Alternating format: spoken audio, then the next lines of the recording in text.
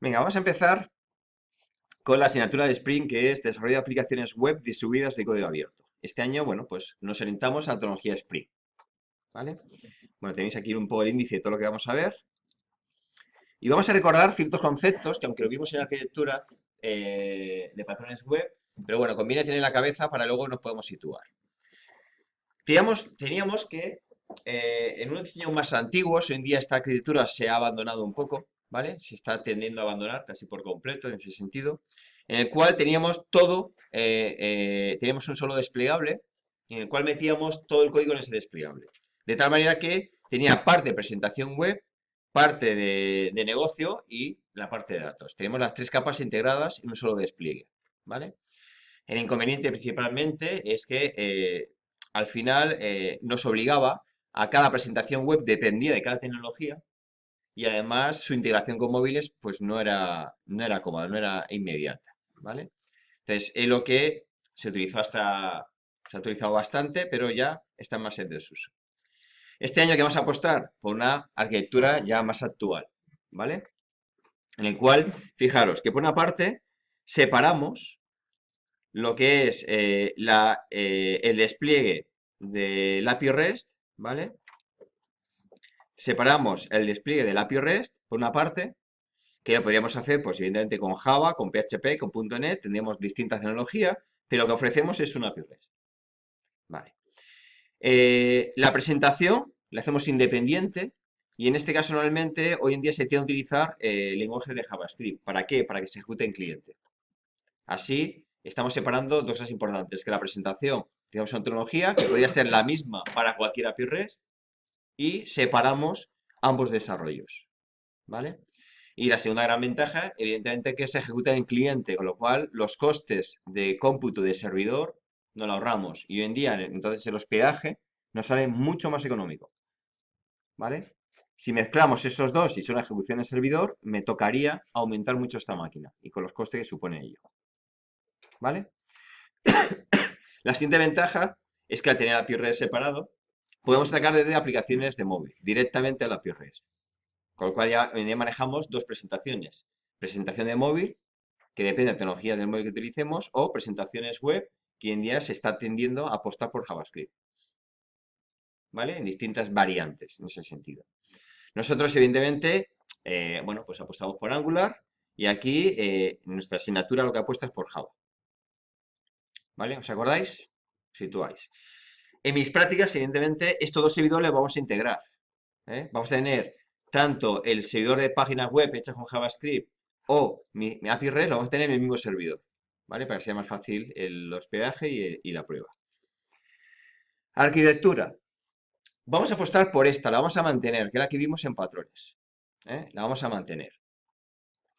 ¿Qué tenemos? Primero, vamos a tener un paquete que vamos a llamar de aspectos, que son todas esas funcionalidades transversales.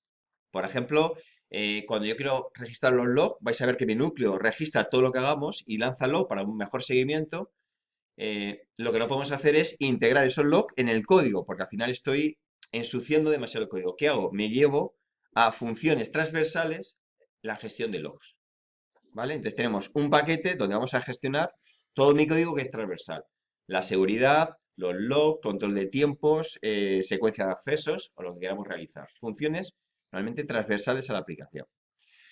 Además tenemos otro paquete que como en este caso de Spring, es el que voy a configurar todo Spring, ¿vale? Como la configuración es algo trivial, lo que vamos a hacer pues son clases diferentes para configurar distintos aspectos de Spring. Tal vez, de tal manera que si yo quiero utilizar, por ejemplo, una función de Spring nueva que es de Spring Batch, quemaría una clase de configuración de Spring Batch. Y voy metiéndola en este paquete de configuración. Y esto va creciendo. De tal manera que cada configuración está asociado a un uso concreto que vamos haciendo de Spring o una prestación nueva que utilizamos de Spring, ¿vale? Si en esa clase es una configuración completa, se me volvería loca de mantener demasiado grande, ¿vale? Luego vamos a mantener tres capas principales, que es dónde situamos el API, dónde situamos los controladores y dónde situamos los DAOs, ¿vale? Vais a ver que en el TPV, como ya empieza a crecer, evidentemente tenemos que empezar a seguir la normativa o los consejos de diseño, es decir, un paquete, ¿cuántas clases puede tener? Más o menos. ¿Cuántas serán? Más o menos.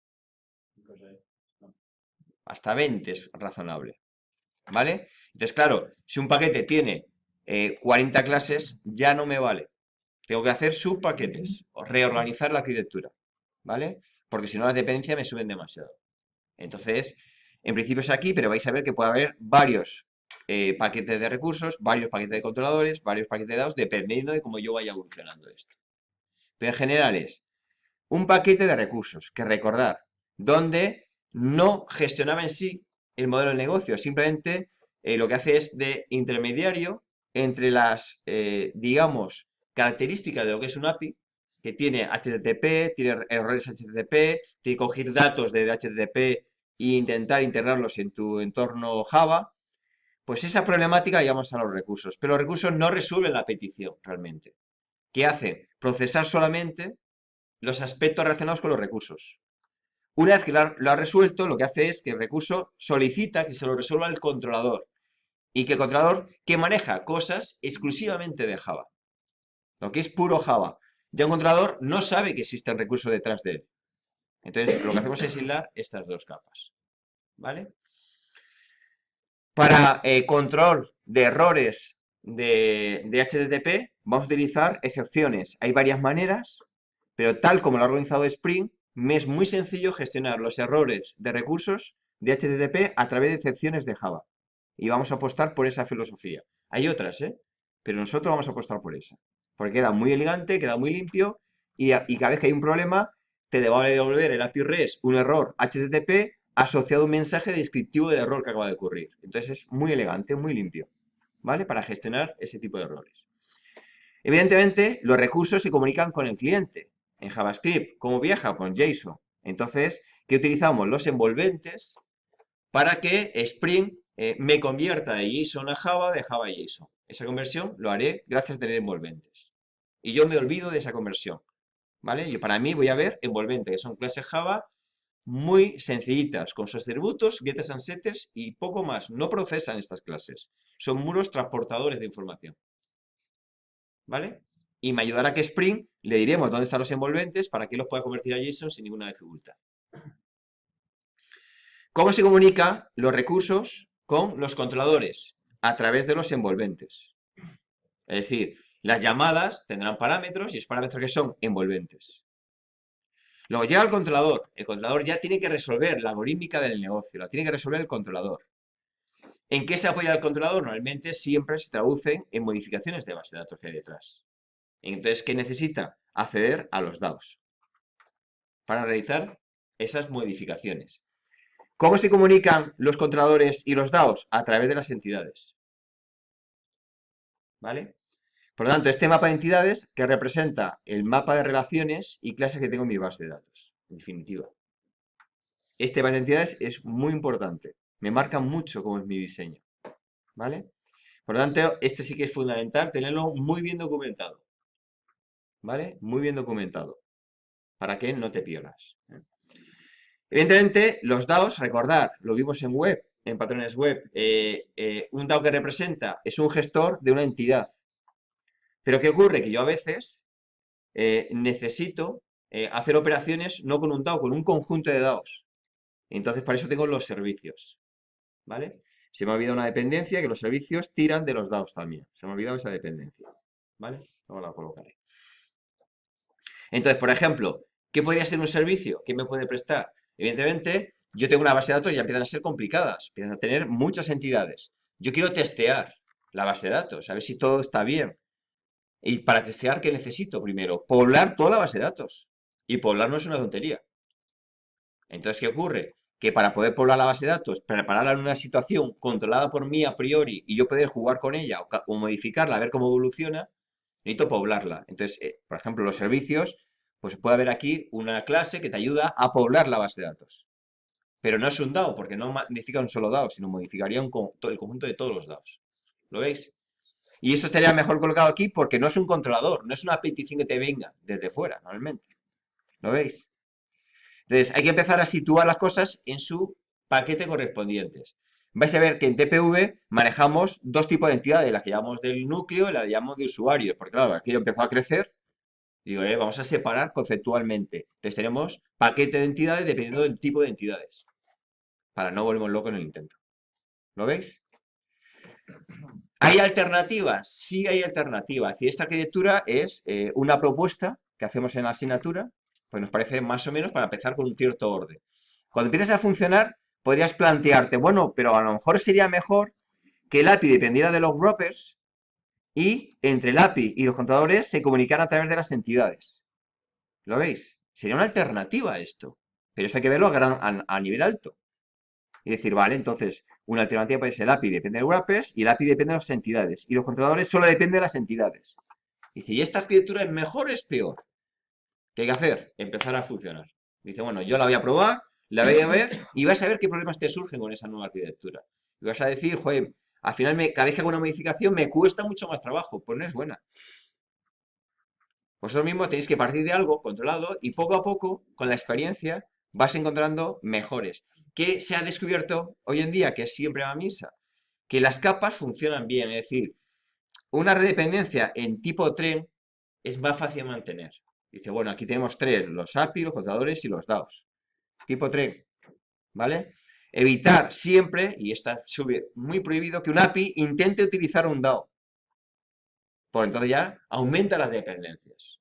Dice, no, no. Pero entonces, el API jamás utiliza un DAO, ¿lo veis? Entonces, ¿y esto cómo sé yo? Pues es muy sencillo. Si te ves en el paquete de APIs y de pronto te ves intentando que te inyecten un DAO, dice aquí algo va mal. Entonces, esta dependencia tienes que tenerla en la cabeza, la arquitectura, y mantenerla.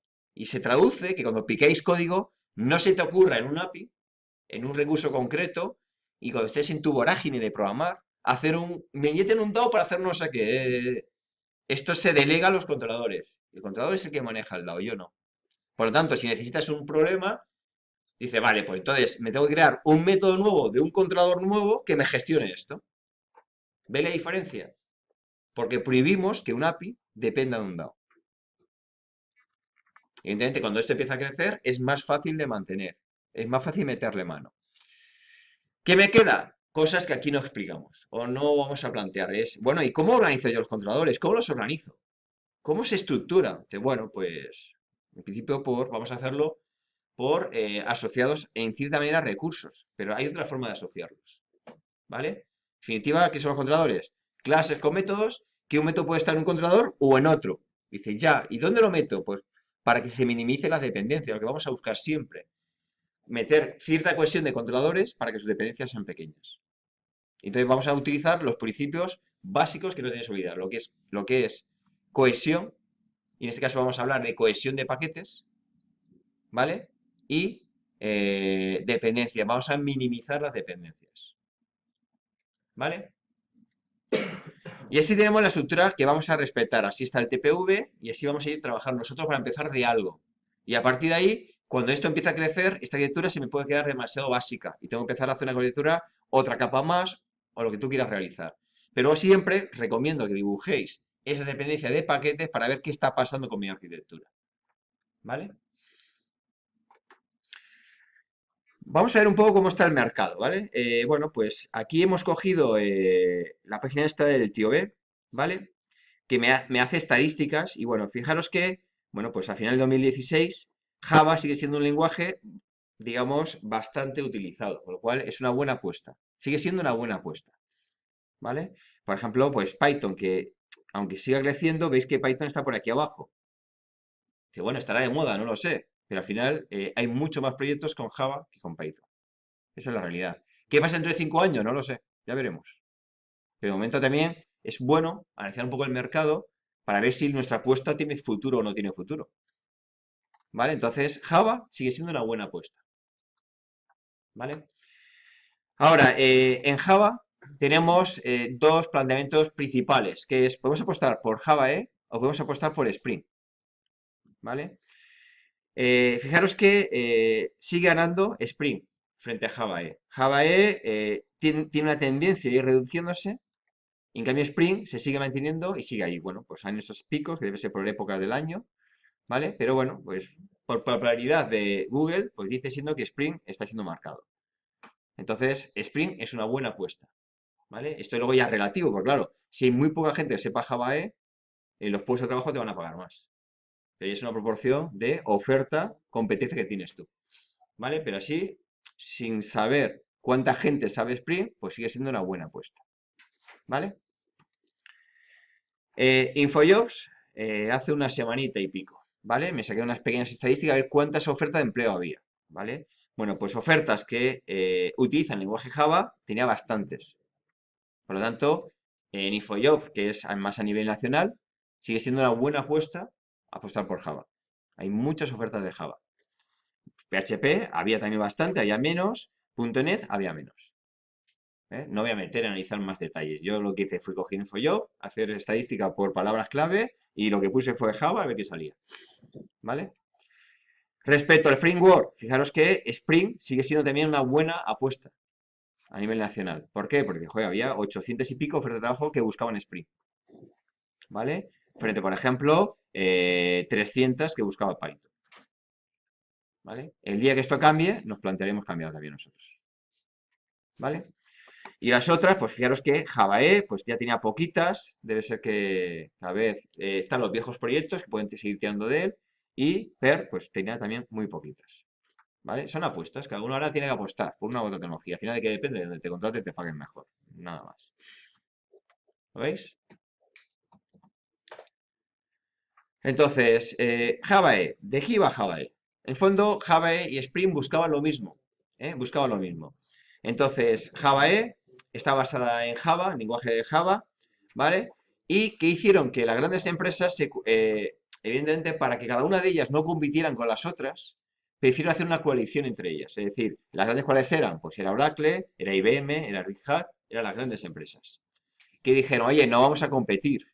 Si competimos, va a ir mal. ¿Qué hicieron? Asociarse y establecer el estándar Java E, que son cómo son las especificaciones de que debe ser un Java E, pero sin implementarlo. Y esa especificación lo hacían conjuntamente las tres grandes empresas, o las cuatro las que intervenían ahí.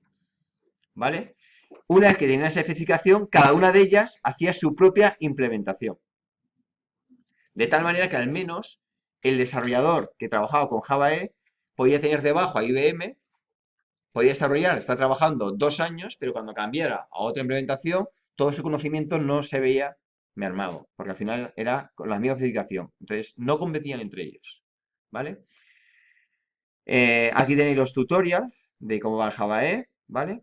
¿Y cuál es el objetivo? Pues lo mismo que hacen todos los frameworks, pues simplificar el desarrollo y proporcionar una base común. Es decir, lo que intentan es que tú programes Java puro y te concentras en tu modelo de negocio y dejes todos los aspectos de la tecnología al framework, que te lo resuelva él, ¿vale? Esa es la idea que tienen todos, simplificar. Entonces, repito, ¿qué era Java E entonces? ¿O qué es Java E? Pues es un conjunto de especificaciones, que le llaman las JSR. Son especificaciones de cómo tiene que funcionar para que cada empresa lo implemente. Evidentemente, para que esto funcione, ¿qué necesitas? Tener un servidor de aplicaciones de Java E. Entonces, cada empresa hacía su servidor de aplicaciones. Por ejemplo, Oracle tenía Glassflies. Esta es abierta, esta es gratuita, te la puedes descargar y demás. Apache que tiene TomE, ¿vale? Red Hat que tenía JBoss y demás. Estas eran abiertas, ¿vale? Lo que así aquí, aunque fuera abierta, JBoss, la suya daba mantenimiento profesional, ¿vale? ¿Qué significa esto? Que tú la podías instalar en tu empresa, contratar para que te mantuvieran la aplicación, para que funcionara de una manera óptima. Entonces te mandan profesionales que te mantienen y te vigilan que todo vaya bien, ¿vale? El resto no, tú instalas esto y te buscas la vida, no te dan ese servicio Oracle, ¿vale? ¿Qué tiene? Oracle tiene la suya de pago, que es WebLogic, y esa sí que te da mantenimiento profesional. O IBM tiene la suya, Wi-Fi, que te la da, ¿vale? ¿Cuál es el problema que han tenido estas? Que estas serie de aplicaciones tiran mucho de servidor, consumen bastante recursos de servidor. Y hoy en día, con el tema de que cada vez quieres más conexión de clientes, cada vez das un servicio a más personas, el servidor se vuelve un elemento caro. Entonces, evidentemente, cuando tenías millones de conexiones, mantener una aplicación de un servidor de aplicaciones de Glassfish con millones de conexiones es meter un pedazo de servidor impresionante. Y al final eso es costes mensuales altos. ¿Vale? eran pesadas y demás. Segundo inconveniente, como esto es una interfaz, para poder evolucionar, ¿qué tienen que ponerse de acuerdo? Las grandes empresas. Y eso es lento. Ponerse de acuerdo gente es lento. Tienen que reunir, ponerse de acuerdo, discutir, apostar, aprobar el estándar, implementarlo. Por lo tanto, su evolución es lento. Pero es natural. Cuando se ponen de acuerdo mucha gente, esto es lento. Entonces, se adapta de una manera más lenta a las necesidades del mercado. En el mercado surge algo y Java E le cuesta mucho adaptarse a esa necesidad del mercado, porque es lento, se vuelven pesados de evolución. ¿Vale? Alternativa, surgió Spring. Spring, evidentemente, no era una coalición, sino fue creado en su origen por Rod, ¿sabes? Fue creado en su origen y no dependía de nadie. Pues, ¿qué hacía? Resolver los problemas in situ que necesitaba el mercado. Por lo cual era muy ligero. Se basó no en un servidor de aplicaciones como era Java E, sino se basó en un Tomcat sencillo, en un servidor en un contenedor de servlet nada más. Y meter la dependencia que necesitaras. Entonces, como su servidor era mucho más sencillo, porque un Tomcat es mucho más liviano, un Yeti es mucho más liviano que un Garfish. Por lo tanto, el más liviano tira mucho menos de servidor, por lo tanto, por eso le llaman más ligeros esos servidores. ¿Vale? La contratación o hospedaje es más barata. ¿Vale? Menos complicada. Entonces, ¿qué hicieron? Bueno, pues partir de ahí. Evidentemente, como no tenían que ponerse de acuerdo con nadie, era muy rápida adaptarse a la necesidad del mercado. El mercado surgían nuevas necesidades y Spring se adapta con rapidez. Saca una nueva versión que te lo resuelve. ¿Vale? ¿Cómo lo he organizado? Lo he organizado por proyectos.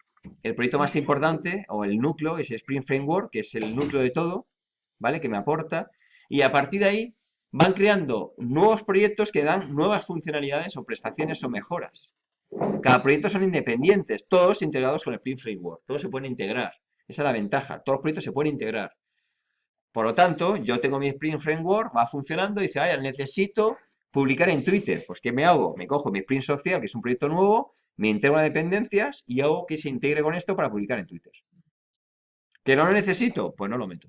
Por lo tanto, no me consume recursos. ¿Vale?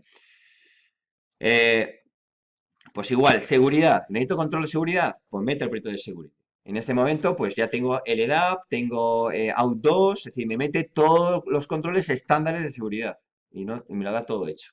Simplemente tengo que aprender a integrarlo en mi aplicación, que no es trivial, claro. ¿Vale? El Sprint Data que me ofreció, evidentemente, hacer los DAOs era complicado, veis que era tedioso, lo hemos visto en patrones web, cuesta. Pues Sprint Data me los da todos hechos automáticamente. Entonces vais a ver que hacer un DAO con Sprint Data es inmediato, no tardas nada. Me lo da todo hecho. Muy sencillo. ¿Vale? Spring Boot. Vais a ver que tenemos un problema de dependencias. Porque claro, cada proyecto tiene muchas dependencias, depende de lo que utilices, necesitas una dependencia y otras. Y el manejo de todas estas dependencias empieza a ser un poco locura. Un poco locura. ¿Qué sacaron? Spring Boot, que lo que hace es, vale, tú dime lo que utilizas y yo te diré lo que necesitas. Y él te monta todo sin que tú tengas que buscar las dependencias. ¿Vale? Pero claro, también tengo dependencias con base de datos, no te preocupes, el Spring Boot te lo da hecho. Te integra en tu aplicación JAR una base de datos embebidas. Y si necesitas un contenedor de servlets, no hay problema, te mete un contenedor de servlets integrado en tu aplicación, sin que tú lo veas, transparente todo. Entonces, ¿qué necesitas con el Spring Boot? Que me genera un punto .jar, que es un programa Java sencillo, normal, que tiene todo, base de datos, tiene contenedor de servlets, tiene todo, arrancas y ya tienes todo montado. Entonces es muy inmediato porque no tengo ningún tipo de dependencia, lo resuelve todo, ¿vale? Es como un gestor de dependencias que te monta, ¿vale? Nosotros no hemos apostado, aunque normalmente los ejemplos te lo ponen con Spring Boot porque es muy sencillo, porque un ejemplo con Spring Boot es que lo utilizas, lo arrancas y funciona. Pero nosotros vamos a utilizar un MySQL por fuera, un Toca por fuera para tener un poquito más de control de lo que estamos haciendo, ¿vale? Pero bueno, tampoco es mucho más complicado. Seguidores, hay muchos, por ejemplo, no te vamos a apostar por Tomcat, ¿vale? Es bastante liviano, funciona bien. Tenemos Yeti, es más liviano todavía, ¿vale? Y tenemos otros por ahí funcionando, todos abiertos, podemos ser. Me vale cualquier contenedor. Es un contenedor de servlets, necesito nada más. Contenedor de servlets. ¿Me vale Apache? Apache no me vale, porque Apache es un servidor web. Y necesito para funcionar con Java un contenedor de servlets. ¿vale? Entonces, aunque Tomcat es, evidentemente que tiene Tomcat, es de Apache, por lo tanto tiene integrado dentro de Tomcat, tienes el Apache metido, embebido, y entonces le han añadido la parte de contenedor de servlets, ¿vale? Pero luego también, si necesitáis hacer una API REST en sistemas más pequeños, tipo Raspberry Pi, pues evidentemente toca consumir demasiados recursos. A lo mejor nos vamos a un Yeti o algo más liviano, ¿vale? También podemos utilizar servidores embebidos, es decir, si apostamos por Spring Boot, todo me lo da embebido. Él te mete un Tomcat embebido, te mete una base de datos embebida, que suele ser H2, y te lo mete todo embebido, ¿vale? Entonces, digamos, el framework principal es Spring Framework, ¿qué me da? Me da la parte de base de datos, es decir, me da la conexión de JDBC, me da la conversión de modelo de objetos a modelo relacional, ¿vale? Me da las transacciones, es decir, me da lo básico de conexión con base de datos. Lo que no me da es la implementación de los DAOs. También me da el contenedor web. Yo puedo hacer páginas web, aunque esto ya está, repito, en cierta manera en desuso, pero sí me da el contenedor de servlet, lo que me interesa, ¿vale? Pues ya las páginas web las llevamos a JavaScript, ¿vale? También me da que es importante la programación en todos aspectos, porque en esto, como son funcionalidades transversales, se basa toda la seguridad, todo el control del log, y digamos que el propio Spring lo ha realizado orientado a aspectos, lo que necesitaba, ¿vale? Entonces me lo da aquí dentro, ¿vale? También me da, bueno, pues la mensajería y luego ya el núcleo, pues tengo los beans, tengo, bueno, pues el contexto y me da una facilidad de hacer test, que esta también le vamos a dar importancia a los test y vais a ver por qué.